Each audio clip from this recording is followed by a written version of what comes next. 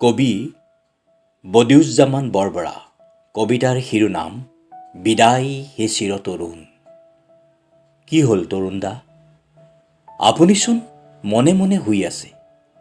আপুনি এবাৰো কোৱা নাই বাদ দিয়াহে এইবোৰ, অথবা মই এতিয়াও ডেকা হৈ আছো। সদায় শুভ্ৰ সাজ পিন্ধি শুভ্ৰ হিয়াই কঢ়িয়াই ফুৰা মানুহজন নিথৰ হৈ শুই আছে শুভ্ৰ আৱৰণৰ তলত। আজি অসমীয়াই কান্দিছে, মনীষ তিৰোতা আবাল বৃদ্ধ বনিতা সকলোৱে হিয়া আধা কৰি কান্দিছে। আজি তৰুণ গগৈ নাই, চিৰ তৰুণ হৈ থকা তৰুণ গগৈ গুচি গ'ল ঢুকি নোপোৱা অচিন দেশলৈ, থৈ গ'ল মাথো খ্যাতি।